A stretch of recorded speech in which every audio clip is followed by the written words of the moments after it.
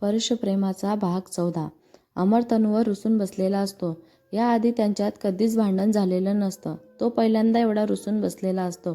तनू त्याच्यासमोर उभी राहते. तो गाल फुगून तोंड फिरवतो. तनू त्याचा चेहरा दोन्ही हाताने पकडते आणि स्वतःकडे वळवते. तो तिच्याकडे बघतो तेव्हा दोन्ही कान पकडून लहान मुलीसारखं सॉरी बोलते. त्याला तिच्या अशा वागण्यांचं हसू येत असतं. तो तरी रुसण्याचं नाटक चालूच ठेवतो. तनू त्याला कॅडबरी देते पण तो घेत नाही. ती त्याला मनवण्याचा प्रयत्न करत असते पण तो काही रुसवा सोडत नसतो. तो उठून जाणार तेवढ्यातच तनू त्याचा हात पकडते पण तो हात सोडून घेतो. ती त्याच्यासमोर उभी राहून त्याचे गाल पकडते आणि गाणं गायला लागते.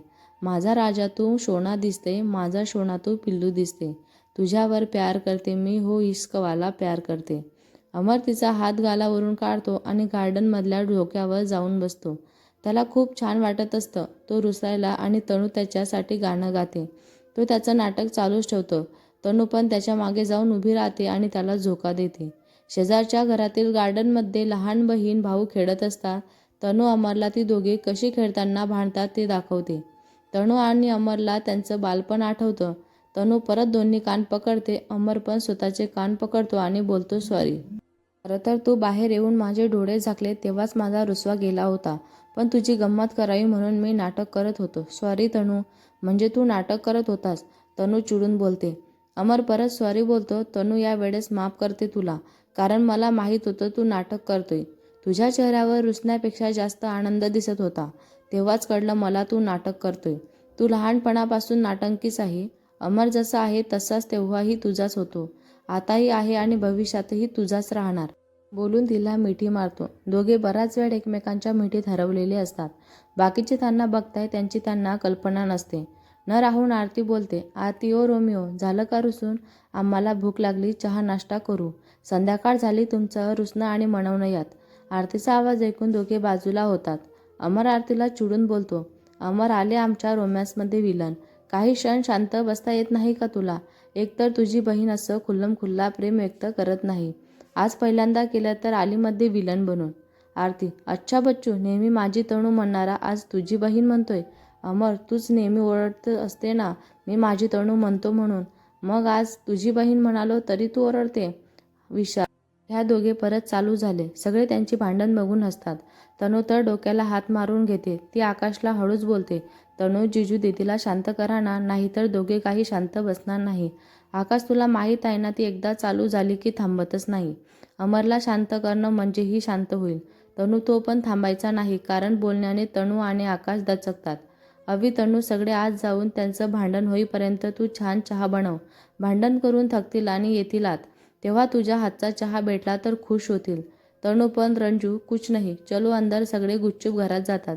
तनूला जायची इच्छा नसते पण सगळे तिला घेऊन जातात. सगळ्यांना भूक लागलेली असते. मग यांची भांडणं बघण्यापेक्षा सगळे चहा नाश्ता करणं पसंत करतात. सगळे आत गेल्यावर अमरच्या लक्षात येतं की इथं कोणीच नाही. अमर भांडता भांडता आरतीला हाताने थांबवण्याचा इशारा करतो. आरती, आता का थांब म्हणतोय? घाबरला का? अमर, जरा आजूबाजूला बघ, आपण जिच्यासाठी बांधतोय तीच नाही येते. आरती, अरे हो, सगळे कुठं गेले? अमर आपल्याला थांबवण्याचं सोडून सगळे आत जाऊन बसले. आरती, हो ना. तनू तर नाही थांबली पण आकाश पण नाही थांबला. अमर, माझ्या तनूला सगळे घेऊन गेले असतील पण तुझा आकाशला तर थांबवायला पाहिजे होतं. आरती, चल आत जाऊन बघू सगळे काय करताय. दोघे आत जातात. अमर आणि आरती आत येतात तर सगळे चहा नाश्ता घेऊन असतात. अमर, अरे आम्हाला थांबायचं सोडून सगळे खात पीत बसले आहेत. आरती, हो ना. काही वाटलं का तुम्हाला? बाकीच्यांचं जाऊ दे. आकाश, तू पण मला सोडून खायला बसला, तुलाही काही नाही वाटलं? आरती नाराज होऊन बोलते. अमर, हो ना, तुम्ही सगळे आलात पण माझ्या तनूला पण घेऊन आलात. विद्या, याला कसं कळलं आपण तनूला घेऊन आलो? अमर, काही कारण मी माझ्या तनूला आणि तुम्हाला चांगलंच ओळखतं. अंजू, हम नाही, हे आकाश, मी नाही. म्हणजे मी तिला एवढंच बोललो की तुम्ही येईपर्यंत तुमच्यासाठी स्पेशल चहा कर. आरती, तू तर बोलू नको. आरती पुढं काही बोलणार तेवढ्यातच तनू चहा घेऊन येते. तनू, दोघांना भूक लागली असेल ना? हां, घ्या स्पेशल चहा. चला, नाश्ता पण रेडी आहे, खाऊन घ्या पहिलं, मग बाकीचं बोलू. विशाल, हो, सगळ्यांना भूक लागली आहे. पहिलं चहा नाश्ता खाऊ, मग बाकीचं बोलू. चहा नाश्ता बघून सगळे त्यावर तुटून पडतात. नाश्ता झाल्यावर सगळे गप्पा मारत बसतात. आकाश, चला आता सगळ्यांची पेटपूजा झाली आहे तर थोडं कामाचं बोलू. अवी, आता काय काम आठवलं मध्येच? आकाश, एक्झाम जवळ आले आहे. त्याबद्दल बोलत होतो. आरती, आपण उद्यापासून अभ्यास करणार आहोत ना? मग आजचाच विषय काढला. विशाल, काय रे, कल करे, आज करे सो अब. तनू, बरोबर उद्या सुरू करायचा, मग आज प्लॅनिंग करून घेऊ. आरती, त्यांचं काय प्लॅनिंग करावं लागतं का? तनू, तुझ्यासाठी नक्की करावं लागेल. तू अभ्यासाच्या वेळी खूप कारणं शोधते. अभि, आकाश तुझा अभ्यास घेऊ शकतो. तो आणि तनू दोघे तुला सांभाळू शकतात. अमर, तनू माझ्यासोबत स्टडी करणार. तुझा अभ्यास घ्यायचा आहे. आकाश, विद्या हे स्टडी सोबत करायचं आहे. आधीच काय कपल स्टडी प्लॅन करताय? तनू, हो, सगळे सोबतच स्टडी करणार आहोत. आपण जरी फर्स्ट इयर असलं तरी आरती दीदी, विशाल दादा आणि आकाश जिजूचं फायनल इयर आहे. आणि दीदीकडून आकाश जिजूने जर स्टडी करून नाही घेतली तर ती एज्युकेटर होणं कठीण आहे. आरती, एवढं पण नाही अवघड. तनू, हो ना, मागच्या वर्षी तुझ्याकडून कसा अभ्यास करून घेतला हे मला माहीत आहे. आरती गाल फुगून तनूकडे बघते. ती अजून नाराज होण्याआधी आकाश टॉपिक बदलतो. आकाश, अरे पण स्टडी करायचा कुठं? लायब्ररीमध्ये एक्झामच्या आधी खूप गर्दी असते. तिथं स्टडी करता येणार नाही. अवी, मग माझ्या घरी करूया. कॉलेजच्या जवळ पण आहे आणि बाकी मुलींचा पण एक्झाम आल्या म्हणून ते पण अभ्यासात लागले. कोणी डिस्टर्ब नाही करणार. रंजू, हा ये ठीक आहे. विशाल, ठरलं तर उद्या कॉलेजनंतर अवीच्या घरी जायचं. आरती, बस झालं आता स्टडीचं प्लॅनिंग. रात्र झाली प्लॅनिंग करण्यात. विशाल आपल्या ट्रीट देणार आहे, विसरले का? विद्या, अरे हो, चला सगळे फ्रेश होऊन मग जाऊ हॉटेलला डिनरसाठी. सगळे फ्रेश होऊन हॉटेलला जातात. विशालने सगळ्यांना हॉटेलमध्ये जायला सांगितलं आणि तो कार पार्क करायला गेला. कार पार्क करून तो हॉटेलकडे जात होता. त्याला विद्याचा कॉल आला. त्याने कॉल रिसीव्ह केला आणि बोलत पार्किंगमधून चालत होता. एका टर्नला तो वळला आणि खाडकन त्याच्या कानाखाली कोणीतरी मारली. त्याला थोडा वेळ काय झालं कळलंच नाही. त्याला कोणी मारलं हे बघायला त्याने तोंड वळवलं तर त्याच्यासमोर एक मुलगी तोंडावर दोन्ही हात ठेवून मोठे डोळे करून शॉक लागल्यासारखं थांबलेली होती. विशाल काही वेळ तिच्या टपोऱ्या डोळ्यांमध्ये हरवलेला. घाबरल्याने तिच्या टपोऱ्या डोळ्यांनी उघडझाप होत होती. ती घाबरून बोलते, सॉरी, मी तुम्हाला दुसरं कोणी समजलं. विशाल भानावर येतो, काल तुम्ही त्या मुलीला मारलं होतं ना? तुम्ही काय येणाऱ्या जाणाऱ्याला असंच मारता का? तो राग आणावर बोलतो. ती मुलगी नाही, कोणीतरी माझा पाठलाग करत होता म्हणून. मला वाटतं तोच व्यक्ती असेल. सॉरी. विशाल आजूबाजूला नजर टाकतो. त्या दोघींशिवाय तिथं कोणी दुसरं नसतं. पण त्याला कोणीतरी बाहेर जाताना दिसतो.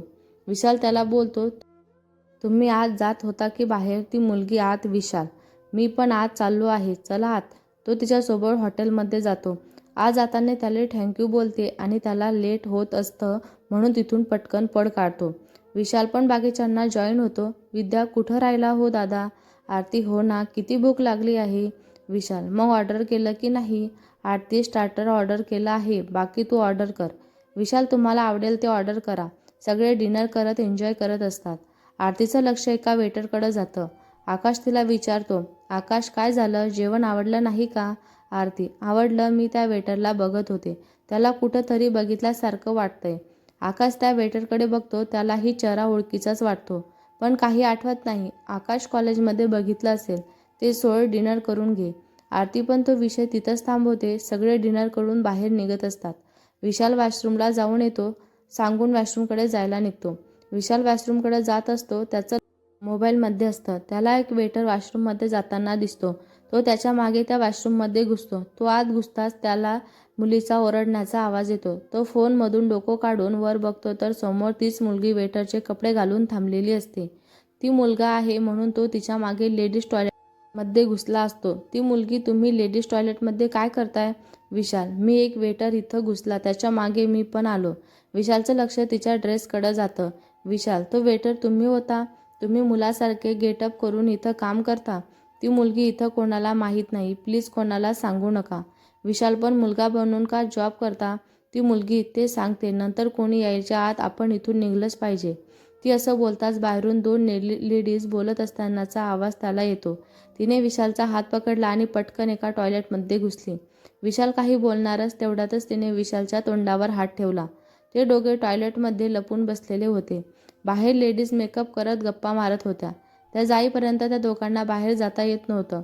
ते दोघे एकमेकांच्या खूपच जवळ होते. ती घाबरल्यामुळे तिच्या पापण्यांची सारखी उघडझाप होत होती. विशाल तिच्या त्या टोपऱ्या डोळ्यात आणि तिच्या मऊ हातांच्या स्पर्शात हरवलेला होता. त्या लेडीज बाहेर गेल्यासारखं वाटत होतं तेव्हा ती मुलगी थोडी रिलॅक्स होते. एवढा वेळ तिला लक्षात आलं नसतं की ते दोघे एकमेकांच्या खूप जवळ असतात आणि तिने त्याच्या तोंडावर हात ठेवलेला असतो. तिच्या लक्षात येतं तेव्हा ती घाईत हात त्याच्या तोंडावरून काढते. विशाल पण तिचा हात काढल्यावर भानावर येतो. ती हळूच बाहेर डोकावते. बाहेर कोणी नाही ही खात्री करून दोघे बाहेर निघतात. ती मुलगी, मी सगळं तुम्हाला एक्सप्लेन करते. बाहेर थांबता का? मी चेंज करून येते. विशाल पटकन तिथून निघतो. ती मुलगी पण चेंज करून बाहेर येते. पण बाहेर तिला विशाल दिसत नाही. तिला वाटतं तो निघून गेला. ती इकडं तिकडं बघते. तेवढ्यातच तो जेंट्स टॉयलेटमधून बाहेर येतो. ती मुलगी, मला वाटतंय तुम्ही गेलात. ते जाऊ द्या. मगाशी तुम्हाला मारल्याबद्दल सॉरी. आणि आज तुम्हाला धडकल्याबद्दल पण सॉरी. प्लीज कोणाला सांगू नका. मी मुलाचा गेटअपमध्ये इथे काम करत असते. विशाल काहीच न बोलता तिथून निघायला जातो. ती मुलगी त्याचा हात ओढून त्याला थांबवते. ती मुलगी, एक मिनिट, मला एक्सप्लेन तर करू द्या ना. माझ्या घरच्यांना माहीत नाही मी पार्ट टाईम जॉब करते. घरची परिस्थिती ठीक नाही. मला आणि माझ्या बहिणीला शिक्षण पूर्ण करायचे पैसे लागतात. म्हणून मी हा जॉब करते. माझ्या बाबांना कळलं तर ते माझी सॅलरी पण दारू पिण्यात घालवतील. कोणाला कळू नये म्हणून हा गेटअप. आणि दुसरं कारण म्हणजे इथं रात्री काम करणं मुलीसाठी खूप कठीण जातं.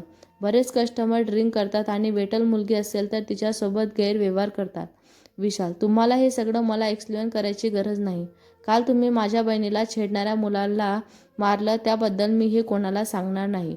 नेक्स्ट टाईम मी केअरफुल. विशाल जायला वळतो पण काही आठवल्यावर थांबतो आणि वळून परत तिच्यासोबत बोलतो. विशाल, मगाशी तुमच्या मागे कोणी लागलं होतं? तुमची शिफ्ट लगेच संपली. तुम्हाला कुठं ड्रॉप करू का? मी एकटा नाही आहे. सगळे आहेत बाहेर. त्यांची बहुतेक मगाशी तुम्हाला वेटरच्या गेटअपमध्ये ओळखलं आहे. तुम्हाला यायचं असेल तर येऊ शकता. ती मानेने होकार देते. त्यांच्या मागे जायला लागते. ती मुलगी, मी आज एमर्जन्सीमुळे लवकर जात आहे.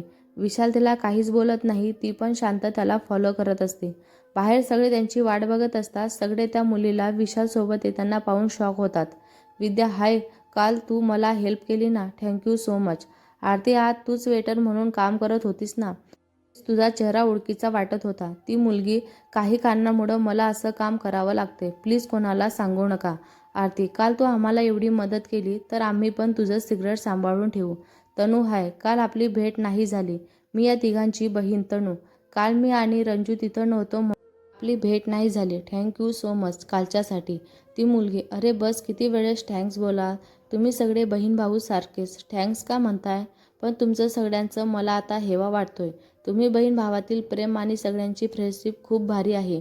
रंजू, ऐसे क्यों बोल रही हो अभी, तो तुम भी हमारे ग्रुप का हिस्सा हो. अरे तुमने अपना नाम भी नहीं बताया. ती मुलगी, सॉरी, मी माझं इंट्रो घ्यायला तर विसरले. मी कोमल. तिचं नाव ऐकताच सगळे विशालकडे बघायला लागतात. विशाल नाव ऐकून शॉक लागल्यासारखं तिला बघत असतो. ती सगळ्यांची ॲक्शन बसून त्यांना विचारते, कोमल, काय झालं? सगळे एकदम शांत का झाले?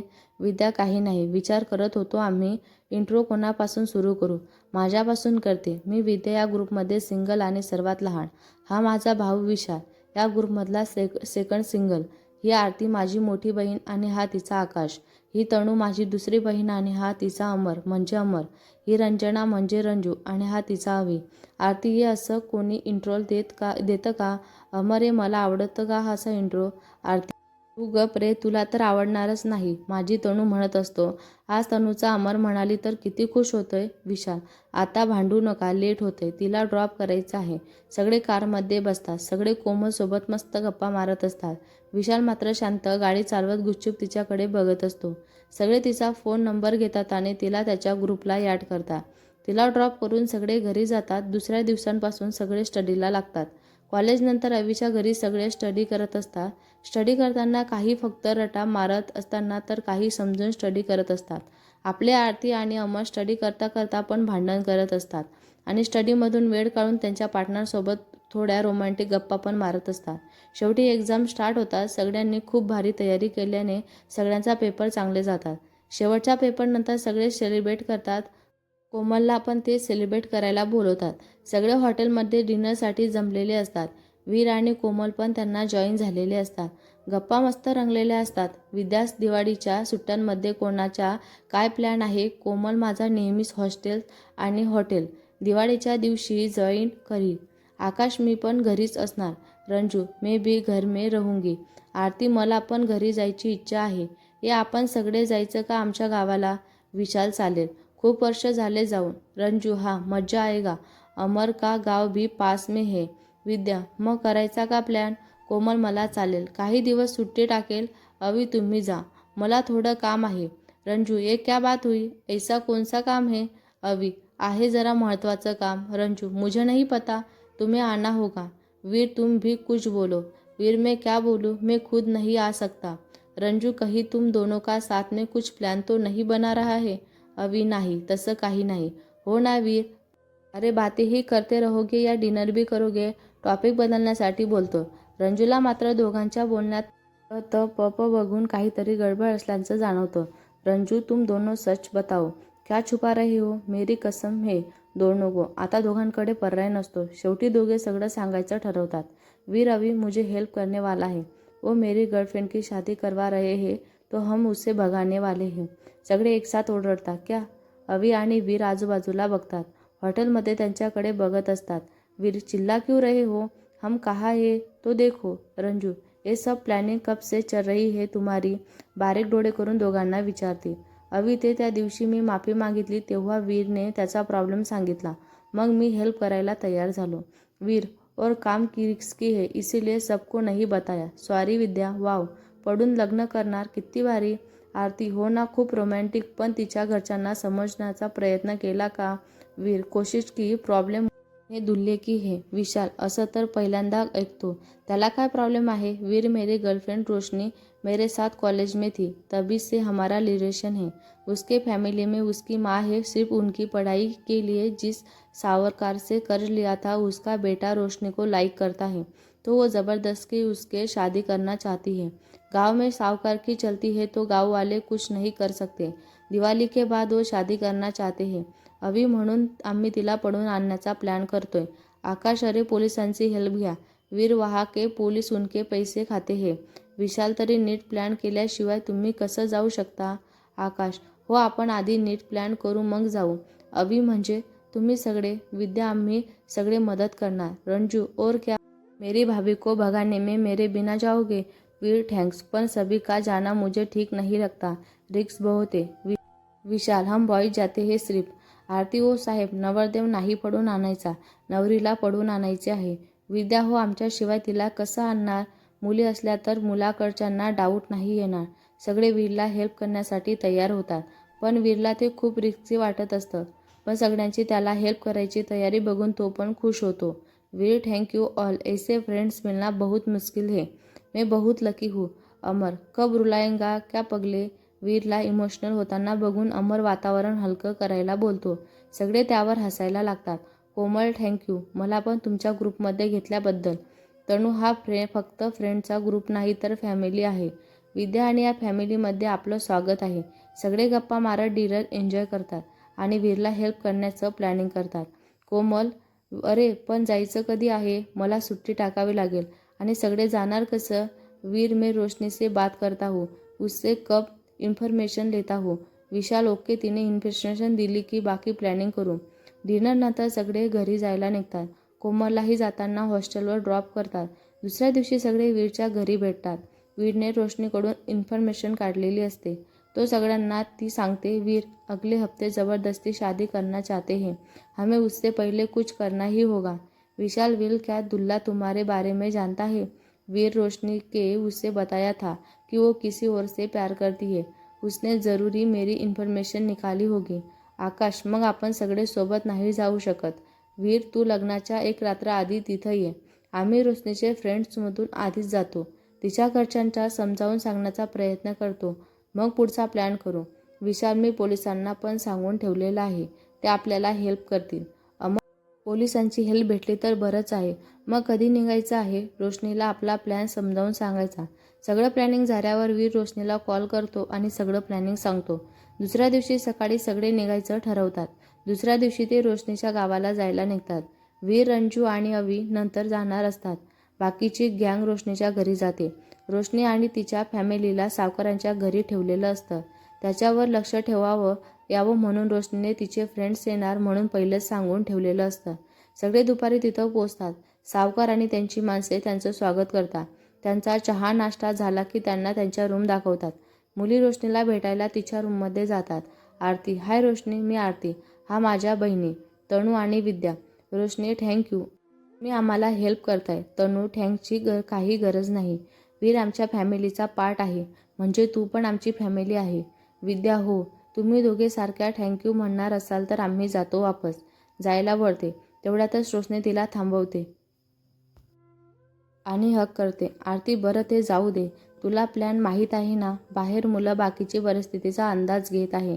आम्ही तुझ्या आईसोबत बोलतो. रोशनी होकारार्थी मान हलवते. त्यांना तिच्या आईला भेटायला घेऊन जाते. त्या रोशनीच्या आईसोबत बोलतात. त्यांना सगळं समजावून सांगतात. रात्रीच्या जेवण नंतर सगळे झोपायला जातात. मुली एक रूममध्ये आणि मुलं एका रूममध्ये असतात. अमर तनूला मेसेज करून टेरेसवर बोलावतो. तनू टेरेसवर जाते. तिथं का बोलावलं? कोणी आलं तर? अमर, सगळे झोपले, कोणी नाही येणार, आणि आला तर आला. माझ्या तनूला भेटायला मला कोणाच्या परमिशनची गरज नाही. तिला मिठी मारत बोलत असतो. अमर, एकतर आज तुझ्यासोबत बोलताच आलं नाही. दिवसभर किती मिस केलं मी. तनू, सकाळपासून सोबतच आहोत ना आपण. अमर, तुझ्यासोबत कुठं? तुझ्या दिदीसोबत आहेस सकाळपासून. गाल फुगून बोलतो. तनू गालातच हसते. एवढ्यासाठी रुसला का? आपण इथं फिरायला नाही आलो. अमर, माहीत आहे मला, पण आता आहे ना आपल्याला वेळ. तनू, आणि कोणी आलं तर? अमर, येऊ दे.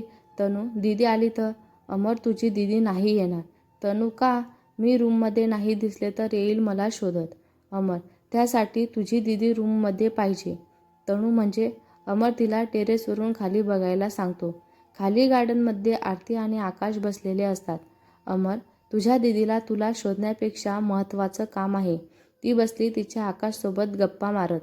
तर तू सगळ्यांचा विचार करत बसते, पण माझी नाही. तनू, बरं आपण बसू थोडा वेळ इथं. दोघे तिथं गप्पा मारत बसतात आणि थोड्या वेळाने झोपायला जातात. भेटूया पुढच्या भागात. हा भाग तुम्हाला कसा वाटला कमेंट करून नक्की सांगा. व्हिडिओ आवडला असल्यास लाईक करा, शेअर करा, आमच्या चॅनलला सबस्क्राईब करा. धन्यवाद.